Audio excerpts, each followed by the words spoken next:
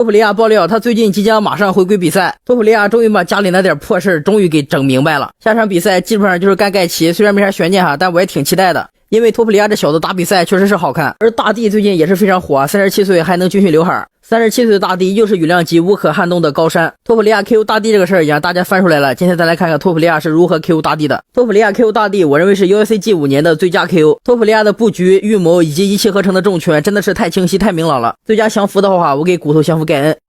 扯得有点远哈，其实298开赛之前我就感觉大帝可能会输。第一就是大帝刚被马哈 KO 不到4期的时间接了超级狠人托普利亚，托普利亚的重拳我以前是真见识过的，那是真的狠。第二就是大帝开始整活了，他开始在这个发布会上睡觉，我感觉大事不妙啊，结果真的在八角笼里睡了。还有托普利亚 cos 了一波康纳抢腰带，感觉冥冥之中自有注定。两人开始比赛，大帝开局还是那老三样，移动、刺拳还有前腿扫。前1分钟托普利亚基本就没啥进攻，基本上就是前压还有闪躲。第一次进攻是抓大帝一个前腿扫，一个大摆拳，结果大帝跑太快没跟上，后边托普利亚继续前压，然后用了很多假动作虚晃试探。这假动作从现在来看没啥用，但就是为了让大帝脱敏。托普利亚的第二次进攻也是大帝起腿，然后一拳换腿打迎击嘛，但是大帝还是快，托普利亚根本逮不到啊。托普利亚也是感觉大帝这个移动太快了，不废弃移动很难打，于是就卡服踢就完了。面对大帝的刺拳，托普利亚基本就是侧闪摇闪，有的时候还抓个反击拳。托普利亚唯一次长组合就是大帝出后手，托普利亚追了一个非常长的组合拳，几乎是没打到。至此3分钟左右吧，大帝几乎是试出了托普利亚的所有进攻及应对手段。大帝出腿，托普利亚就往前压，然后打组合。